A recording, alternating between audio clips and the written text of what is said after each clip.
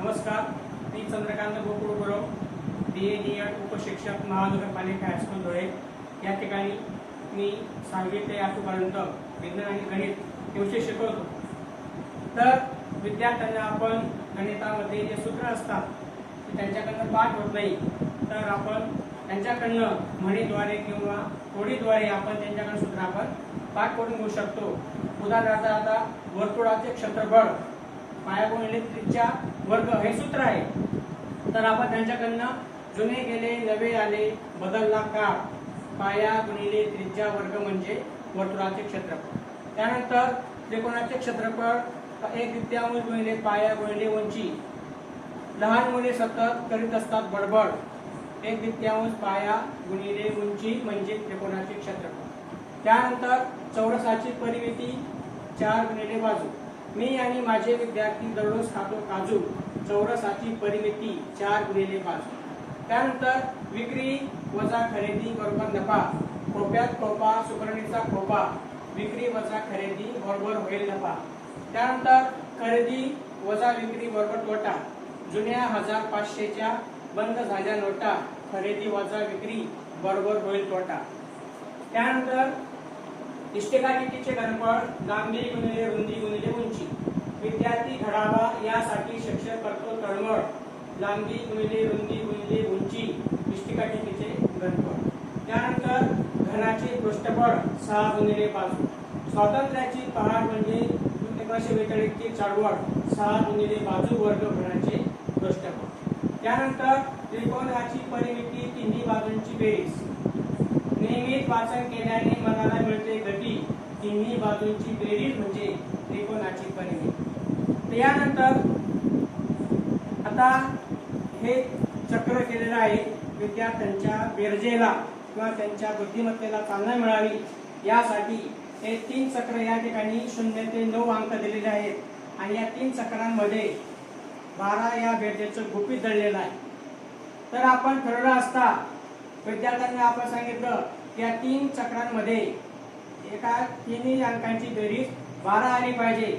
यासाठी तुम्ही हे अंक कसे ठरवाल? उदाहरणार्थ या ठिकाणी आपण 3 गुणिले 3 6 झाले, 6 मध्ये 6 मिळवले म्हणजे 12 होतात।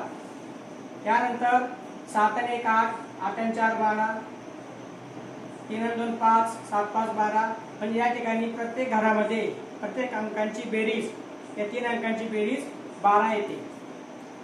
त्यानंतर विद्यार्थ्यांकडून आपण संख्या वाचन 7 अंकी संख्या किंवा 5 अंकी संख्या त्यांच्याकडून कशा वळून घ्यायच्या? एकक, दशक, शतक, हजार, दशहजार, लक्ष, दशलक्ष किंवा 4 अंकी संख्या एकक, दशक, शतक, हजार।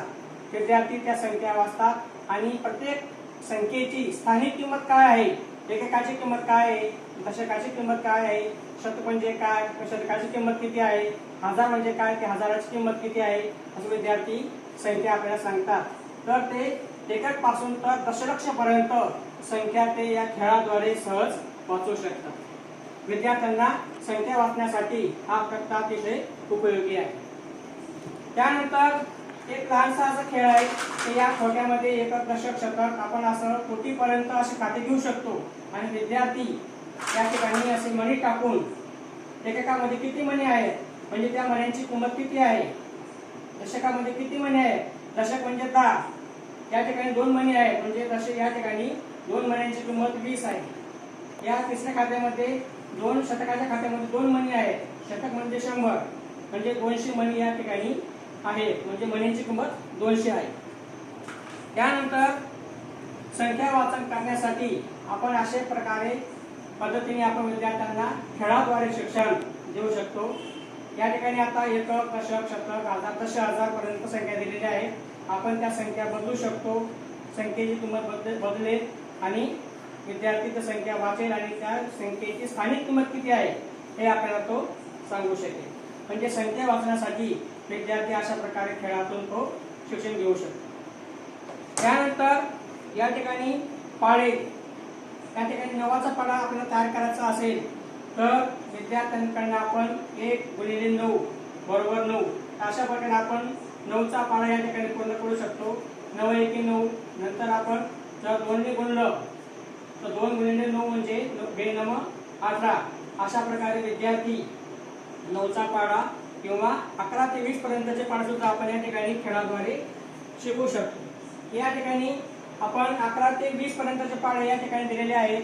त्या ठिकाणी गुणाकाराची जी क्रिया आहे, गुणाकाराची क्रिया विद्यार्थी या पाढ्याद्वारे तो करू शकेल आणि तो 11 ते 20 पर्यंतचे पाढे तो सहज पाठ करू शकतो किंवा बोलू शकतो। त्यानंतर या ठिकाणी हे 24 तासी घड्याळ आहे, म्हणजे रात्रीचे जर 24 वाजले म्हणजे दुपारचे 12 वाजले, दुपारचे 13 वाजले म्हणजे रात्रीचा 1 वाजला, दुपारचे 14 वाजले म्हणजे दुपारचे 14 वाजले म्हणजे रात्रीचे 2 वाजले।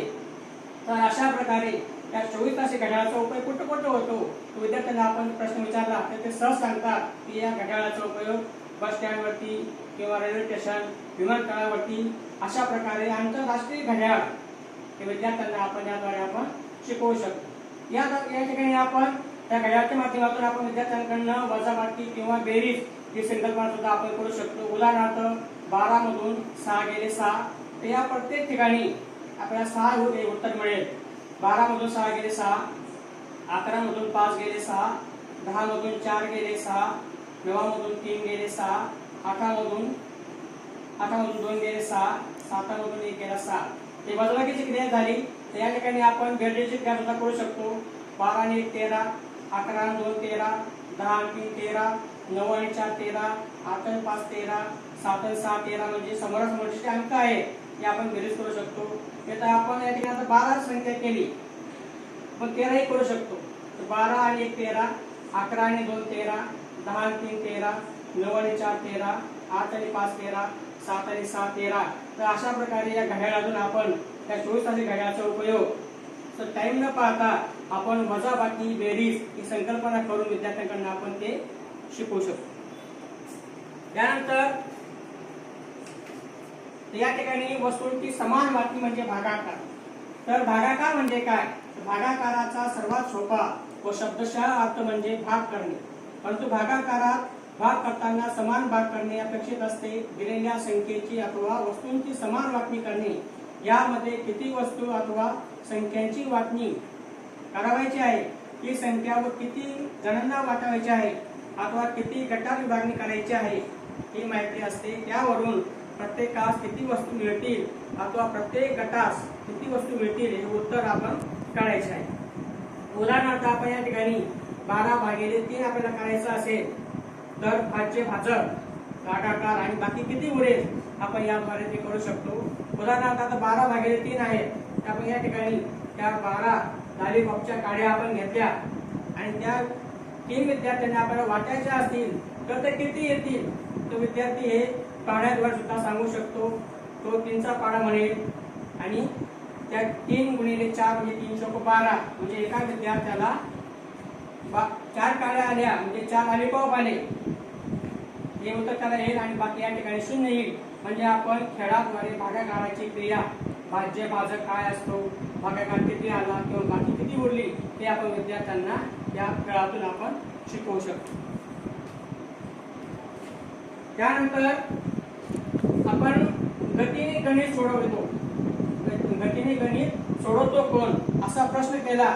आपण फळ्याजवळ 2 विद्यार्थी उभे केले आणि दोघांना जर आपण असा बेरजेचा डोंगर तयार करून दिला तर हा डोंगर अगोदर कोण चढतो किंवा कोण सोडवतो हे आपल्याला पाहायचे असेल तर 2 विद्यार्थ्यांना सारख्या संख्या दिलेल्या आहेत। आपण हे बेरजेचा डोंगर 5 भागांमध्ये 7 किंवा 9 किंवा 11 अशा मोठ्या संख्येत सुद्धा आपण डोंगर हा चढवू शकतो। या ठिकाणी आता 9 अंक 7, 6, 8 आणि 5। उदाहरणार्थ आता एक विद्यार्थी या ठिकाणी दोघं विद्यार्थ्यांचं उत्तर सारखं येईल किंवा कमी जास्त होऊ शकेल, परंतु ज्याचं उत्तर बरोबर आहे आणि जो लवकर सोडवेल तो या खेळामध्ये विजयी होतो। उदाहरणार्थ 9 गुणिले 7 13, 7 आणि 6 13, 6 आणि 8 14, 8 आणि 5 13। परत या 2 घरांची बेरीज या ठिकाणी लिहायची। 13 आणि 13 26, 13 आणि 14 27, 14 आणि 13 27, 26 आणि 27 53, 27 आणि 27 54. आता या ठिकाणी 53 आणि 54 यांची बेरीज आपल्याला करायची आहे. म्हणजे 4 आणि 3 7 आणि 5 आणि 5 10. म्हणजे या ठिकाणी 107 हे उत्तर येईल.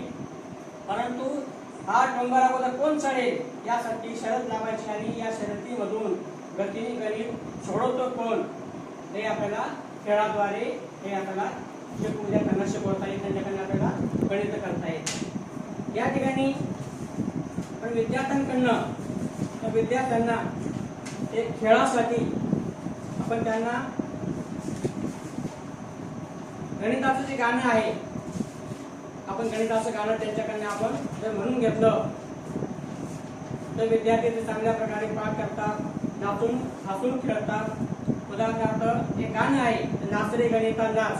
हे गाणं नाच रे मोरा नाच या गाण्याच्या चालीवरती हे गाणं आहे.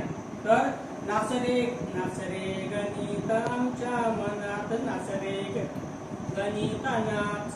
नाच रे गणिता आमच्या मनात नाच रे गणिता नाच. बेरीज वजा बाकी जमली रे, भागाकार गुणाकार कळला रे. चिन्हांचे नियम सोबतीला घेऊन करूया पुढे प्रवास. नाच रे गणित आमच्या मनात नाच रे गणिता नाच. नैसर्गिक संख्या आल्या रे, शून्य घेऊन पूर्ण झाल्या रे. शून्याच्या आधी आहे पूर्ण संख्या, शून्याच्या आधी आहे पूर्ण संख्या. पूर्णांक घेऊन नाच.